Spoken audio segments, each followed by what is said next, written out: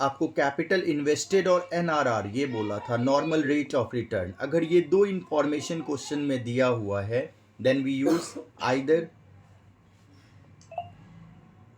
आ रही आवाज? अब साउंड क्लियर है? बताना चाहिए ना, इतना देर बाद बता रहे हो आप लोग।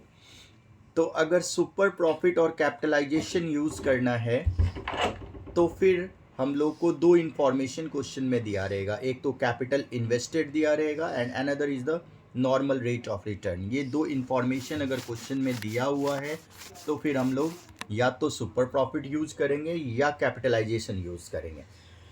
लेकिन अगर पास्ट प्रॉफिट और number of year purchase question में दिया हुआ है, past profit and number of year purchase, तो आपके पास ऑप्शन है सिंपल एवरेज या वेटेड एवरेज यूज करने का। तो क्वेश्चन में आप देखोगे कि इंफॉर्मेशन क्या दिया हुआ है। अगर स्पेसिफिक क्वेश्चन गुडविल से रिलेटेड पूछेगा तो फिर आपको ये तरीका आना चाहिए।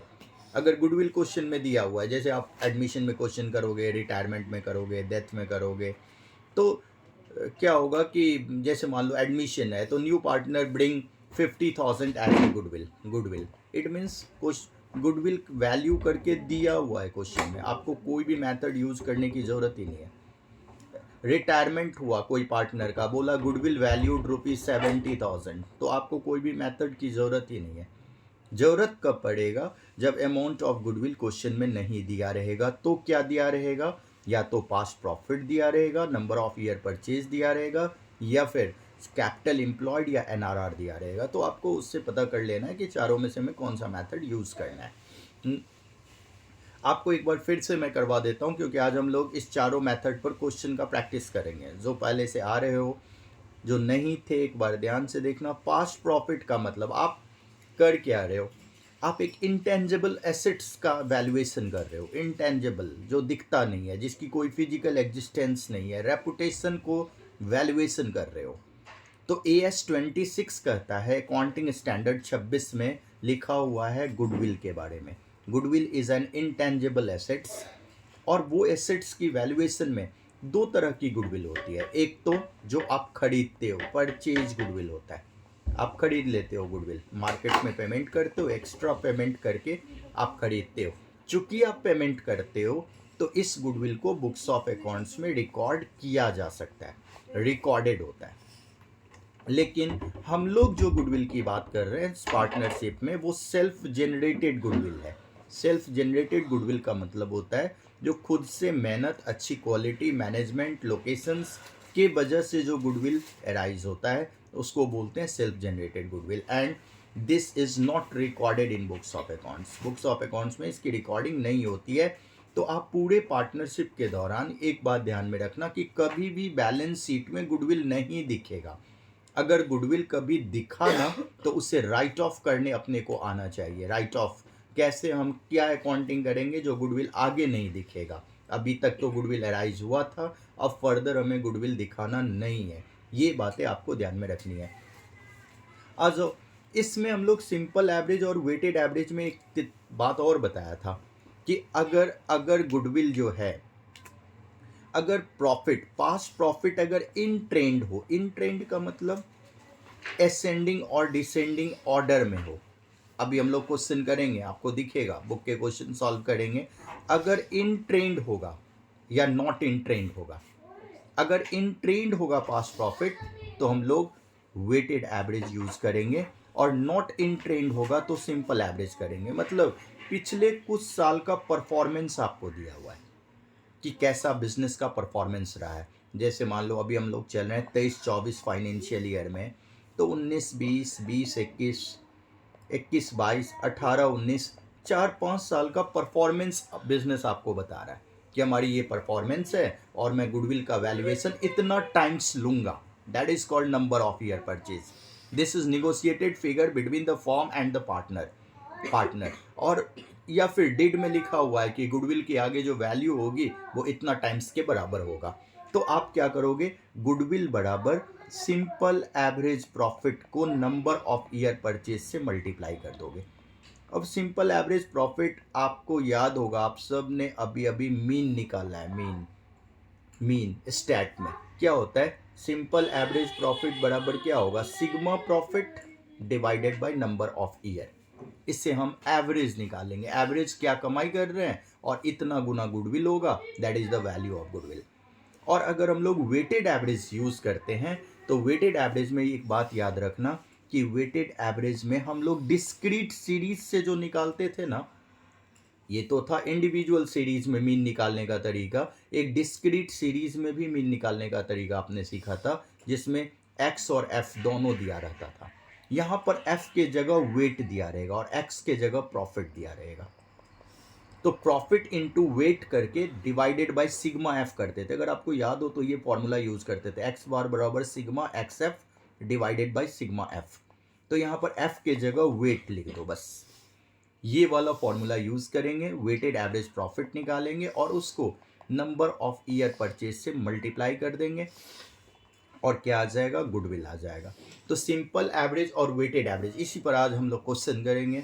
जो प्रीवियस एग्जाम में क्वेश्चन आया वो भी डिस्कस करेंगे और जो बुक का कुछ क्वेश्चन है वो हम लोग क्लियर करेंगे। ये दो मेथड पर आज हम लोग ये डिस्कशन करेंगे। फिर उसके बाद मैं आपको कुछ क्वेश्चन भेजूंगा, वो क्वेश्चन का आप प्रैक्टिस करोगे, ईजिली सारा क्वेश्चन सॉल्व हो जाएगा। प्लीज़ ध्यान से देखिए, सिंपल एवरेज और वेटेड एवरेज। अभी मैं सुपर प्रॉफिट और कैपिटलाइजेशन की बात ही नहीं कर रहा हूँ।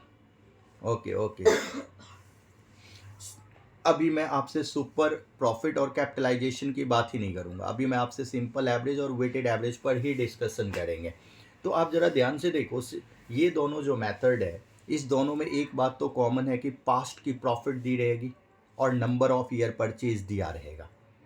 उसके बाद डिपेंड करता है, कभी कभी आपको ये भी देखोगे बुक में, तो कभी कभी आपको लगेगा कि सर प्रॉफिट तो लगातार ट्रेंड में था, फिर भी क्वेश्चन में सिंपल एवरेज ही यूज किया है, सिंपल एवरेज प्रॉफिट से ही जो है वो गुडविल निकाला है। देखो, अगर डिड में लिखा हुआ है कि भविष्य में कभी भी गुडविल की वैल्यूएशन सिंपल एवरेज से होगा, तो प्रॉफिट ट्रेंड में होने के बावजूद भी सिंपल एवरेज ही लगाएंगे।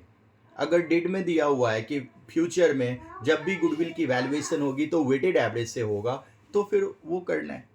तो अगर कोई इंस्ट्रक्शन क्वेश्चन में दिया हुआ है, मतलब डिड में वो चीज़ मेंशन है, इवन प्रॉफिट हमारा लगातार कम हो रहा है या बढ़ रहा है, फिर भी क्वेश्चन में सिंपल एवरेज ही लगा है, क्योंकि डिड में ही वो बात लिखी हुई है। तो उस केस में आइडेंटिफिकेशन की रिक्वायरमेंट ही नहीं है कि प्रॉफिट ट्रेंड में है या नहीं है, क्योंकि स्पेसिफिकली क्वेश्चन में ये मेंशन कर दिया है कि आपको सिंपल एवरेज से ही गुडविल निकालना है। तब आपको और भी आसान हो जाएगा, प्रॉफिट को सम अप कर दोगे और डिवाइड कर दोगे नंबर ऑफ ईयर्स परचेज से और उससे आप गुडविल की वैल्यूएशन कर लोगे। प्लीज़, इम्पॉर्टेंट बात जो मैं लास्ट क्लास में आपको बताई, ये मैं पिछले 2 क्लास से डिस्कस कर रहा हूँ। जो बच्चे आ रहे होंगे, परचेज गुडविल क्या होता है पूरा डिटेल में बताया हूँ। सेल्फ जनरेटेड गुडविल के बारे में हम लोग डिस्कस कर रहे हैं। पार्टनरशिप एक्ट 1932 में सेल्फ जनरेटेड गुडविल को फाइनलाइज करने के लिए 4 अलग अलग मेथड दिया हुआ है। उस चारों मेथड पे हम लोग पिछले कुछ क्लासेस से डिस्कस कर रहे हैं। आइए ध्यान से, जो इम्पोर्टेंट बात मैं बताया था पिछले क्लास में एक बार फिर से सुनिए। मैं बताया था कि प्रॉफिट दिया रहेगा क्वेश्चन में, 5 इयर्स का प्रॉफिट है, मान लो 5 इयर्स का प्रॉफिट है, ये समझना, फिर क्वेश्चन हम लोग करना स्टार्ट कर लेंगे। 5 साल का प्रॉफिट है, मान लो 15, 20, 25, 18 और 30। देख के आपको लग रहा होगा sir profit not in trend, simple average profit लगाएंगे। लेकिन कुछ बातें लिख रहा है, क्या लिख रहा है कि ये नेट प्रॉफिट है। प्लीज ध्यान से समझना, आप नेट प्रॉफिट और ऑपरेटिंग प्रॉफिट में अंतर होता है। ये बात आप में से आप लोगों को मैं 11th में बताया था, नहीं अगर आप पढ़े थे तो ध्यान से एक बार सुन लीजिए। नेट प्रॉफिट में प्रॉफिट एंड लॉस में ना, क्रेडिट साइड में अगर कोई एबनॉर्मल इनकम होता है ना, उसको भी ट्रांसफर कर देते थे। डेबिट साइड में अगर कोई एबनॉर्मल एक्सपेंस होता था, एबनॉर्मल मतलब that is not related from the business, तो जब आप प्रॉफिट एंड लॉस अकाउंट से नेट प्रॉफिट निकालते थे तो वहां पर, आप याद है आप लोगों को, और ये नेट प्रॉफिट को आप कैपिटल में ऐड करते थे। तो क्रेडिट साइड में जैसे जैसे profit on sale of machine भी लिख देते थे आप। उसके बाद कोई ऐसी आमदनी जो आपके सेल ऑफ मशीन को बेच करके जो आमदनी आया, that is not related from the operation of my business, हमारे बिजनेस से रिलेटेड नहीं होता वो। कोई अदर एक्टिविटी के इनकम को भी आप यहां पर, अदर एक्टिविटी से जनरेट किया हुआ इनकम को भी आपने यहां पे कंसीडर कर लिया था। कुछ ऐसा खर्च जो बिजनेस का नॉर्मल नहीं था, जैसे loss by theft, loss by accident, loss on sale of machine, इसको भी आपने डेबिट कर दिया था। क्या ये बिजनेस की नॉर्मल खर्च है? These are called the abnormal expenses, these are called the abnormal income. आपने पीएनएल में इस एबनॉर्मल इनकम और एबनॉर्मल एक्सपेंस को कंसीडर कर रखा है। आप मुझे बताओ, जब भी आप गुडविल निकाल रहे हो तो बिजनेस की गुडविल निकाल रहे हो, क्या अदर एक्टिविटी से जो इनकम जनरेट किया गया है, क्या वो हमारे बिजनेस के एक्टिविटी का इनकम तो नहीं है? And these all are given the net profit, और नेट प्रॉफिट पे आप कभी भी गुडविल फाइंड आउट नहीं करोगे। मतलब मेरा ये कहना है कि अगर नेट प्रॉफिट और ऑपरेटिंग प्रॉफिट में क्या अंतर है आपको पता है? ऑपरेटिंग प्रॉफिट का मतलब होता है, ये देखो हम यहाँ पे फॉर्मूला भी लिख देते हैं, नेट प्रॉफिट में एबनॉर्मल इनकम को घटा देंगे, क्योंकि ये इनकम है ही नहीं अपना। एबनॉर्मल इनकम को घटा देंगे। एबनॉर्मल इनकम मतलब जो भी बिजनेस के ऑपरेशन से रिलेटेड नहीं होगा, जैसे मशीन के एसेट को बेच के कोई फायदा आया, क्या एसेट बेचना हमारा काम है? शेयर को बेच के कोई बेनिफिट आया, तो वो ऐसी कोई भी इनकम जो बिजनेस से रिलेटेड नहीं होगा उसको हम माइनस कर देंगे। नेट पास्ट के प्रॉफिट को फिल्टर कर रहे हैं मतलब बिजनेस में कितना फायदा हुआ, बिजनेस के ऑपरेशन से रिलेटेड बेनिफिट क्या है, वो हम निकालना चाह रहे हैं। तो any benefit, any income include past year profit, जो कि हमारे बिजनेस से रिलेटेड है ही नहीं, उसको आप क्या करोगे? सब्सट्रैक्ट करोगे। प्लस क्या करोगे? ऐसा खर्चा जो बिजनेस का था ही नहीं, मैं फालतू में उसको कंसीडर कर लिया था, एबनॉर्मल लॉस को प्लस कर दोगे। Then you can find the filtered profit of your business. यानी पास्ट के ईयर में अगर कोई किसी भी पर्टिकुलर ईयर में कोई फालतू की इनकम इंक्लूडेड होगी तो आप उसे हटा दोगे।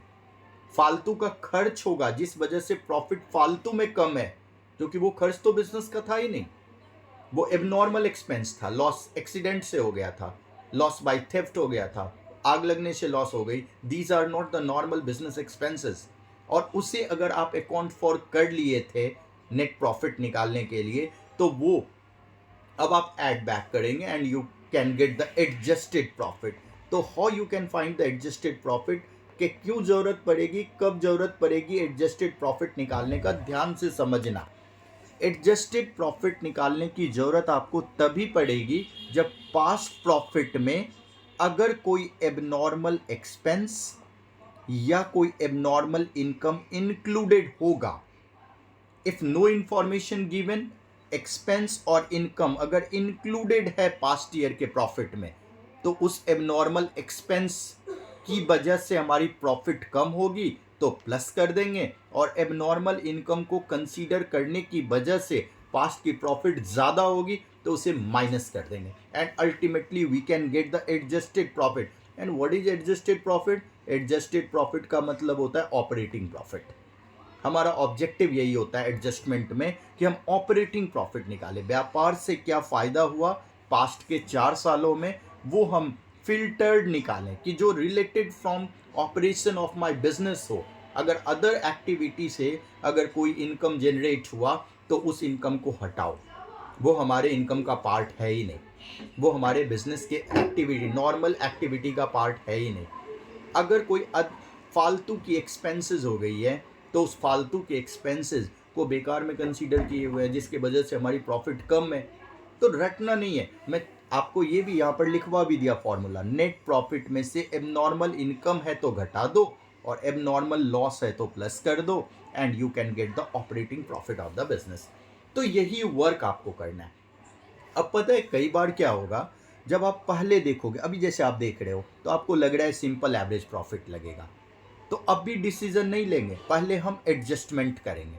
उस एडजस्टमेंट के बाद हो सकता है कुछ ऐसा आ जाता 15, 20, 25 और यहाँ पे 28 और 30, अब आपका डिसीजन बदल जाएगा। सर पहले तो प्रॉफिट एडजस्टमेंट के पहले प्रॉफिट को देख करके लग रहा है कि सिंपल एवरेज प्रॉफिट लगेगा क्योंकि प्रॉफिट ट्रेंड में नहीं था, लेकिन जब हमने एडजस्टमेंट किया तो पता चला कि प्रॉफिट का ट्रेंड बदल गया, लगातार असेंडिंग ऑर्डर में प्रॉफिट हो गई। फिर हमारी डिसीजन चेंज हो जाएगी कि यहाँ पर हम क्या करें, अब यहाँ पे हम वेटेड एवरेज यूज कर सकते हैं। नाउ तो पहले आप क्या करोगे, ट्रेंड को चेक करने से पहले आप अगर पास्ट के प्रॉफिट में कोई एबनॉर्मल इनकम या एक्सपेंस इंक्लूडेड है तो उसे आप फिल्टर करोगे and first you get the adjusted और operating profit of the business. Operating profit के ट्रेंड को चेक करना है, ना कि नेट प्रॉफिट के ट्रेंड को चेक करना है। सर बुक में मैक्सिमम क्वेश्चन में नेट प्रॉफिट ही है, कोई एडजस्टमेंट ही नहीं है, तो ऐसा हो सकता है ना, कोई ना तो कोई नॉन ऑपरेटिंग इनकम आया हो, ना कोई नॉन ऑपरेटिंग एक्सपेंस हुआ हो बिजनेस में, तो net profit equal to operating profit होगा। अगर क्वेश्चन साइलेंट है मतलब बिजनेस का नेट प्रॉफिट ही ऑपरेटिंग प्रॉफिट है। बट अगर कोई एबनॉर्मल इनकम और एबनॉर्मल एक्सपेंस पास्ट के ईयर के प्रॉफिट में इंक्लूडेड है तो हमें क्या करना पड़ेगा, उसे फिल्टर करना पड़ेगा। और फिल्टर करने के पीछे कुछ रटना नहीं है। सर जो इनकम अपना नहीं था उसे हम कंसीडर कर लिए थे, उस वजह से प्रॉफिट ज़्यादा था, अब प्रॉफिट को कम कर देंगे। सर जो एक्सपेंस अपना नहीं था, बिजनेस का नहीं था, उसको अकाउंट फॉर करने की वजह से प्रॉफिट कम हो गई थी, वो तो खर्च है ही नहीं बिजनेस का, उससे हम प्रॉफिट को ऐड बैक कर देंगे and we can get the adjusted profit of the business. और जब आप एडजस्टेड प्रॉफिट निकाल लोगे तो एडजस्टेड प्रॉफिट के ट्रेंड को चेक करोगे, ना कि नेट प्रॉफिट के ट्रेंड को चेक करोगे। नेट प्रॉफिट अभी जो मैं आपको पहले बता रहा था उसमें नेट प्रॉफिट को के ट्रेंड को चेक करने बोल रहा था, अभी मैं बोल रहा हूँ ऑपरेटिंग या एडजस्टेड प्रॉफिट, मतलब पास्ट के ईयर के प्रॉफिट में अगर कोई एबनॉर्मल इनकम या एबनॉर्मल एक्सपेंस इंक्लूडेड है तो उसे हमें प्लस माइनस करके filtered operating profit of the organisation find out करना है। Then we check the weighted average या सिंपल एवरेज, कौन सा लगेगा वो डिसीजन हम उसके बाद लेंगे। करेक्ट। उसके बाद हम लोग अगर ट्रेंड में होगा तो वेटेड एवरेज प्रॉफिट यूज करेंगे, नॉट इन ट्रेंड होगा तो सिंपल एवरेज प्रॉफिट यूज करेंगे। और किसी को भी दिक्कत हो ना तो आपके पास ऑप्शन है, आप पूछ सकते हो, माइक ऑन करेंगे और डिस्कशन कर सकते हो। किसी भी जगह पे कोई दिक्कत हो तो, या आप लिख सकते हो चैट में। आ जाओ star once again explain sir abnormal expense. Abnormal expense Monisa, abnormal expense का मतलब those expense which are not related from the normal operating activity of the business. Like मैं अगर काम कर रहा हूँ तो दो तरह का, एक तो खर्च वो होता है जैसे मान लो हम रेंट देते हैं, इलेक्ट्रिसिटी बिल देते हैं, ये सब तो नॉर्मल बिजनेस एक्सपेंस है। एक कुछ चीज़ें आप देखो ना, जैसे एक्सीडेंट हो जाना जिससे कुछ लॉस हो गया, चोरी हो जाना, आग लग जाना, जो नॉर्मल बार बार होने वाली चीज़ नहीं है, गलती से एक बार हो गया।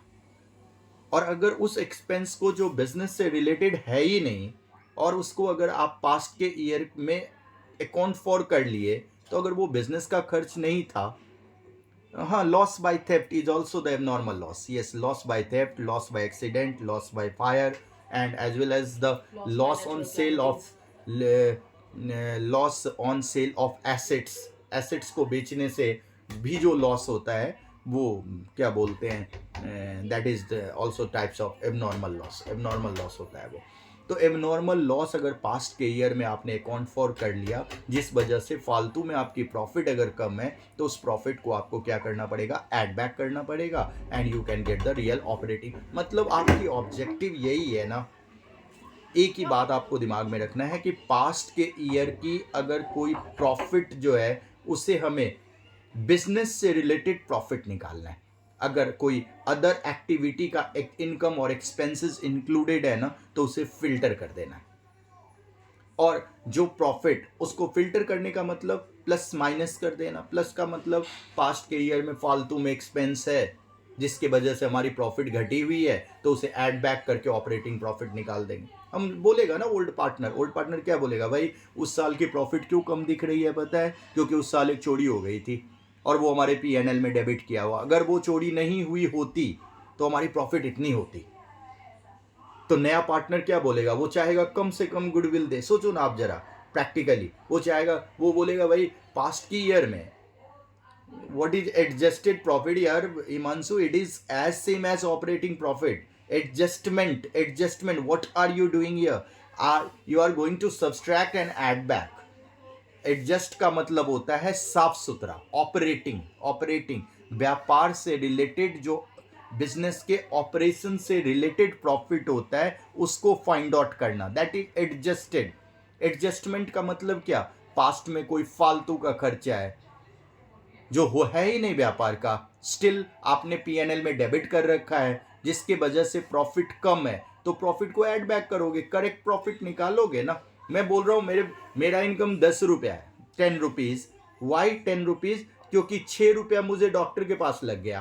क्या डॉक्टर के पास लगना is a regular expenses of my operation? अगर ये नहीं लगा होता तो यानी रियल में हम कितना कमाए पता है, 16 रुपए।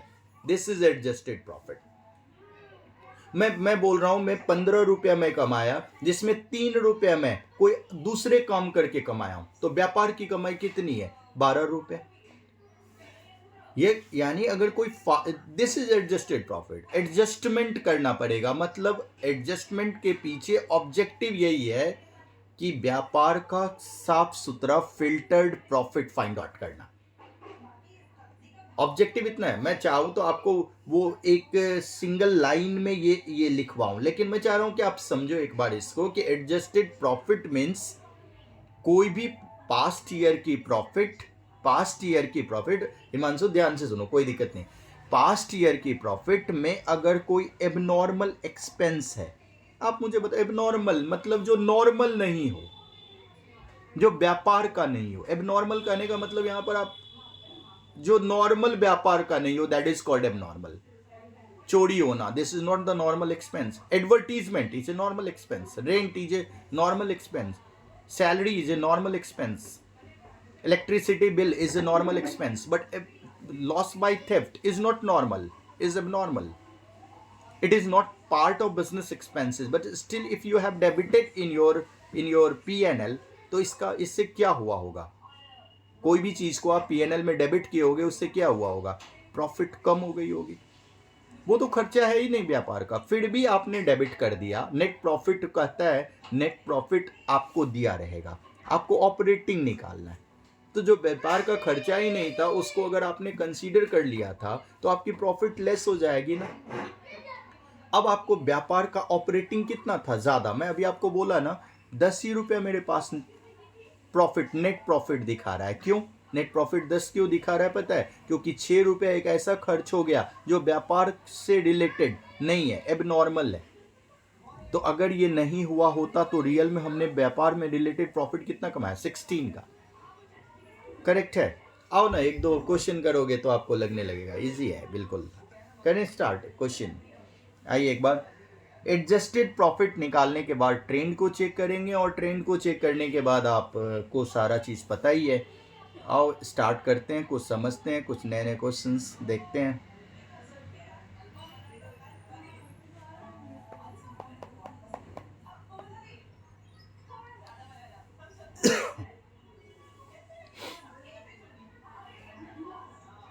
ये तो शायद हम लोग लास्ट क्लास में किए भी थे। आ जाओ, ये क्वेश्चन देखो, CBSE 2019 में पूछा है, 2019 का ये क्वेश्चन है। ये देखो क्या बोल रहा है, पढ़ते हैं इसको। Calculate goodwill of the firm on the basis of 3 year purchase. एक जानकारी आपको मिल गया, क्योंकि गुडविल का फॉर्मूला में आप क्या करते हो पता नहीं मुझे, आगे सिंपल एवरेज प्रॉफिट निकालना है या वेटेड एवरेज निकालना है, जो भी निकालना होगा उसको 3 से मल्टीप्लाई कर देंगे। एक information, number of year purchase दिया हुआ है। The average profit of last 5 years, the profit of last 5 years where average profit बोल रहा है ऑफ लास्ट 5 ईयर। ध्यान से देखिए, 13, 14, 15 में लॉस है, 13, 14 फाइनेंशियल ईयर, 14, 15 में प्रॉफिट है, 15, 16 में लॉस है, ट्रेंड नहीं है। 16, 17 में प्रॉफिट और कम हुआ, 17, 18 में बढ़ गया। ये आपका नेट प्रॉफिट है। ध्यान से देखो, net profit, this is net profit. ये 5 साल का प्रॉफिट दिया हुआ, 1 साल लॉस भी है। आगे क्या बोल रहा है देखो, 1 जनवरी 2016, 1 जनवरी 2016, कुछ बच्चे को ये नहीं पता होगा कि 1 जनवरी 2016 कौन से फाइनेंशियल ईयर का पार्ट है। कोई बता सकते हो 1 जनवरी 2016 इसमें कौन साल को इंपैक्ट कर रहा है, किस ईयर को 1 जनवरी 2016 कौन से साल में आएगा? वेरी गुड नबल, 15-16 में सर, 15-16 में। इस साल की बात कर रहा है। इस साल में कुछ गलती हुआ है। क्या गलती हो? लॉस में चला गया फॉर्म। क्यों लॉस में गया देखना। ए फायर ब्रोक, बिल्कुल कृति 15-16 में, क्योंकि आप सबको पता है कि 1 अप्रैल 15 से लेकर के 31 मार्च 2016 तक जो है वो 15-16 फाइनेंशियल ईयर में आएगा। तो 1 जनवरी 16 जो है ये इस दोनों के मिड का डेट है। तो 15-16 फाइनेंशियल ईयर में कुछ करना पड़ेगा। क्या करना पड़ेगा पढ़ते हैं। A fire broke out which resulted into a loss of goods, आग लग गई थी। कितने का? 3 लाख रुपए का सामान का नुकसान हो गया। आप देखो, देख के ये आंसर कर लोगे। सर 60,000 का लॉस हो गया उस साल। क्यों लॉस हुआ पता है? बिजनेस का लॉस नहीं है, आग लग गई थी और उसमें 3 लाख का लॉस हो गया था सामान का। क्लेम मिला लेकिन 70,000 ही मिला इंश्योरेंस कंपनी से, यानी 3 लाख में 70,000 का क्लेम मिल गया। तो आप मुझे बताइए कितने का लॉस हुआ होगा? 2,40,000 का। Any confusion? 2,40,000 का लॉस हुआ होगा फॉर्म को। ये बात सबको पता चल रहा है? क्या ये लॉस जो है ये बिजनेस से रिलेटेड है क्या? आप कोई बता सकते हो क्या? आप लोग सोच के बताओ। यानी बिल्कुल 2,30,000 रुपए का लॉस हुआ होगा फॉर्म का। ये लॉस बिजनेस का नहीं है, ये आग लगने की वजह से हुआ है। ये क्यों हुआ है लॉस? आग लगने की वजह से। और आग लगना is not a business normal activity. ये आग लगना जो है वो क्या है? बिजनेस का नॉर्मल एक्टिविटी नहीं होता, नॉर्मल एक्सपेंसेस का पार्ट नहीं होता। आप क्या करोगे कोई बता सकते हो? सोच के बताओ आप लोग कि इस साल अगर ये आग नहीं लगी होती तो क्या होता? सर ऐड कर देंगे 15-16 में, एक बच्चा बताया, और 2,30,000 रुपया। तो बताओ मुझे कितना प्रॉफिट आता अगर आप ऐड कर दिए होते तो?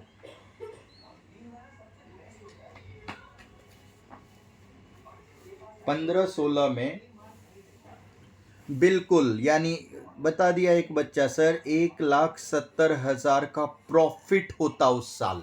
लॉस नहीं होता, प्रॉफिट होता। अगर किसी को कंफ्यूजन है प्लीज, मैं आपसे इसलिए पूछ रहा हूं क्योंकि आपको कंसेप्ट से समझना है, ये ऐसे नहीं, रटना नहीं है।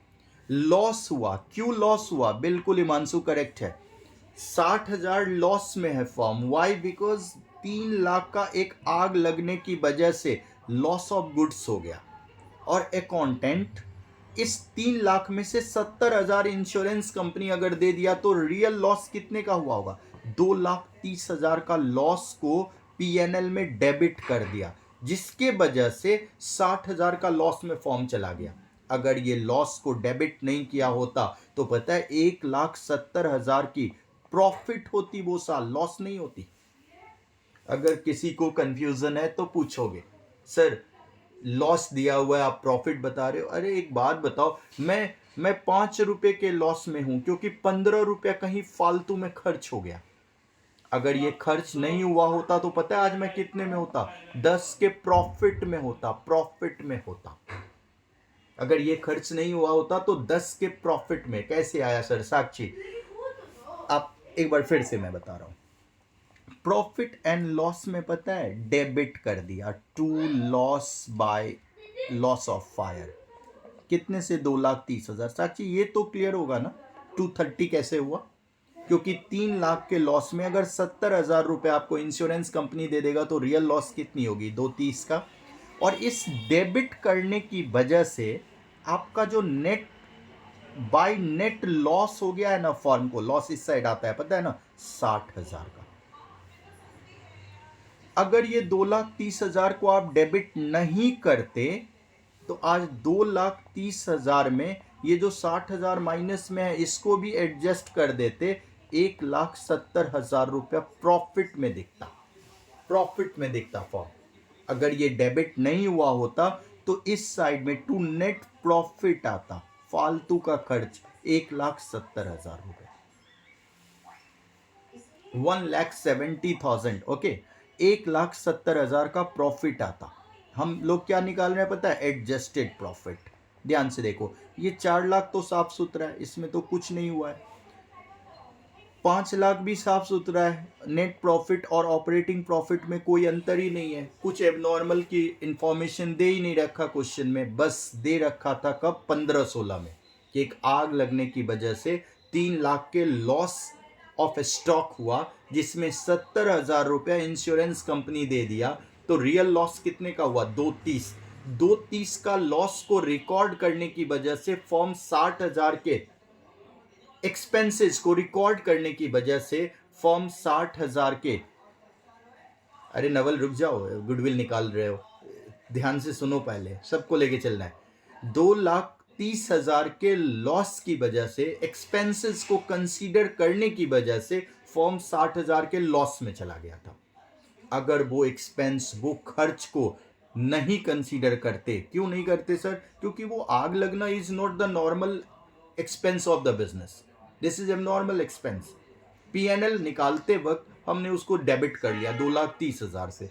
2,30,000 खर्च को कंसीडर करने की वजह से फॉर्म 60,000 के लॉस में चला गया था। अगर ये खर्च नहीं लिखे होते तो आज 1,70,000 का प्रॉफिट होता। Is it clear for all of you? ये एक ऐसे सिंपल भाषा में बोल रहा हूं। मैं 50 रुपया खर्च कर दिया, फालतू का खर्च, जिस वजह से 10 रुपए का लॉस में हूं।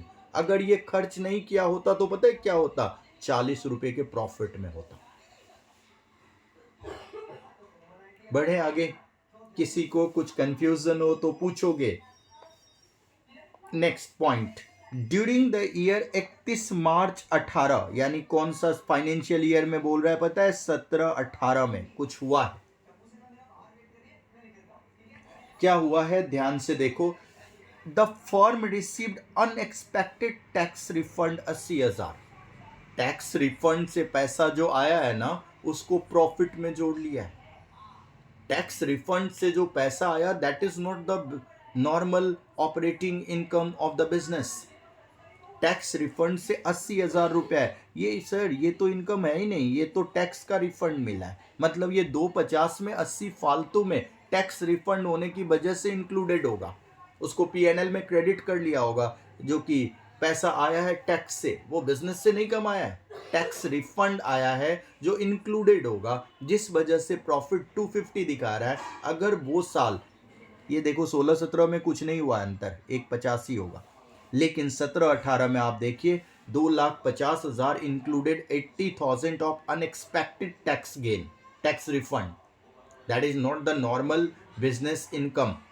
तो रियल अगर वो टैक्स गेन नहीं आया होता, टैक्स रिफंड नहीं आया होता, तो उस साल की प्रॉफिट कितनी होती? 1,70,000। This is adjusted profit over. अब आप जरा ध्यान से देखो कि आपको दिख रहा होगा सारी बातें यहां पर, कि सर अगर एडजस्टेड प्रॉफिट निकालें तो कुछ ऐसा आएगा। ये आपके सामने है एडजस्टेड प्रॉफिट। मैं एक बार साफ सुथरा ऑपरेटिंग प्रॉफिट लिख देता हूं, ऑपरेटिंग प्रॉफिट।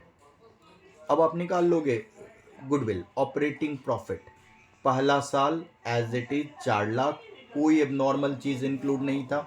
दूसरे साल 5 लाख, तीसरे साल 1,70,000, चौथे साल 1.5 लाख और पांचवें साल 1,70,000। This is operating profit, this is adjusted profit of business. 2 adjustment दिया हुआ था। अगर आप थोड़ा प्रैक्टिस करो, it will take hardly 2-3 minute में बन जाएगा क्वेश्चन आपसे। अब 2 साल में, हर साल में कोई एबनॉर्मल नहीं था इंक्लूडेड, सिर्फ 15-16 और 17-18 में एबनॉर्मल आइटम इंक्लूडेड था। एक साल आग लगने की वजह से फालतू में एक्सपेंस को कंसीडर कर लिए थे, और एक बार अनएक्सपेक्टेड टैक्स रिफंड आ गया था, जिसको पार्टनर लोग पीएनएल में क्रेडिट कर लिया था, जिस वजह से प्रॉफिट ओवरकास्ट था। एक बार फालतू में एक ऐसा एक्सपेंस को डेबिट कर लिए थे जो बिजनेस का नॉर्मल एक्सपेंस था ही नहीं, डेबिट करने की वजह से हमारी प्रॉफिट अंडरकास्ट हो गई थी। तो उस दोनों साल के प्रॉफिट को एडजस्ट करने के बाद हमारी ऑपरेटिंग प्रॉफिट आ गई। देख के भी लग रहा होगा सर सिंपल एवरेज लगेगा, क्योंकि प्रॉफिट किसी ट्रेंड को फॉलो ही नहीं कर रहा है। तो सिंपल एवरेज प्रॉफिट निकाल लो अब सॉल्यूशन में, सबको जोड़ दो, 5 4 9 1 10 11 12 12 13 20 और 70, आई थिंक कितना आया, जोड़ लेना सबको, मुझे लग रहा है 13,90,000 आएगा, divided by 5 years. This is the average profit. कितना हो जाएगा, 5 2 10 3, 2,78,000 is the average profit, simple average profit. And goodwill का फॉर्मूला आप सबको आता है, सिंपल एवरेज प्रॉफिट को नंबर ऑफ ईयर परचेज से मल्टीप्लाई कर देंगे, गुडविल आ जाएगा। 2,78,000 को आप 3 से मल्टीप्लाई कर दीजिए and the value of goodwill is कितना, 8,34,000, दैट इज आंसर। कोई कंफ्यूजन किसी को किसी भी पॉइंट पे तो आप हमसे डिस्कस करो। 2 साल के प्रॉफिट में आप देखो कि कुछ ना कुछ एडजस्टमेंट की जरूरत थी, बाकी साल का प्रॉफिट, नेट प्रॉफिट और ऑपरेटिंग प्रॉफिट सेम था, और लिख भी रखा था कि ऊपर एवरेज प्रॉफिट से काम करना है पिछले 5 साल का, और देख के भी लग रहा था कोई ट्रेंड तो फॉलो कर नहीं रहा है, तो हमें एवरेज प्रॉफिट ही यूज़ करना है। 5 ईयर्स के प्रॉफिट में जो एबनॉर्मल चीज़ें थी उसको हमने फिल्टर कर लिया। I can get the operating profit, operating profit का एवरेज करके हम एक साल का एवरेज फॉर्म की प्रॉफिट निकाले और नंबर ऑफ ईयर परचेज से मल्टीप्लाई कर दिए, get the value of goodwill. Any confusion, any one can raise your hand, और लिख सकते हो, दोनों ऑप्शन है आपके पास। नो, ओके, चलिए नेक्स्ट क्वेश्चन देखते हैं, अगला कोई question, no problem sir, okay भाई। ये क्या बोल रहा है देखना एक बार, ये करूं या ये करूं, थोड़ा सा आपको, आ जाओ पहले ये कर लो, आप लोग कर लो, मेरे हिसाब से तो आप लोग कर लोगे, इसमें तो कुछ है ही नहीं। पिछले 5 साल का प्रॉफिट है और वेट दिया हुआ है, वेट आप सब कर लोगे मेरे हिसाब से। ये तो कैलकुलेशन, 2 ईयर परचेज, इस पॉइंट को ध्यान रखना, 2 ईयर परचेज, 5 साल का प्रॉफिट दिया है, और प्रॉफिट आप देखो लगातार ट्रेंड में है, और वेट आपको दिया है, कह रहा है प्रॉफिट और वेट 1 2 3 4 5, प्रॉफिट इनटू वेट कर दो और सिग्मा वेट कर देना, और सिंपल वेटेड एवरेज प्रॉफिट निकाल लो। आप लोग निकालो फटाफट, देख लो एक बार।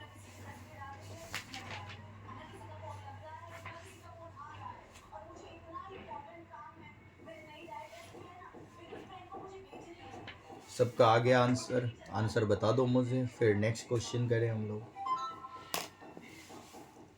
प्रॉफिट लगातार देखो ट्रेंड में है 5 साल का, और इसमें वेट दिया हुआ है क्वेश्चन में। वैसे आप अगर खुद से भी वेट लेते तो यही लेते, सबसे प्रीवियस ईयर का वेट 1, सबसे लेटेस्ट ईयर का वेट सबसे ज़्यादा, प्रॉफिट इनटू वेट कर दो, मीन निकालने आता है ना डिस्क्रीट सीरीज से, मीन निकाल लो, वेटेड एवरेज मीन निकाल लो, और उसको मल्टीप्लाई कर दो number of year purchase given 2।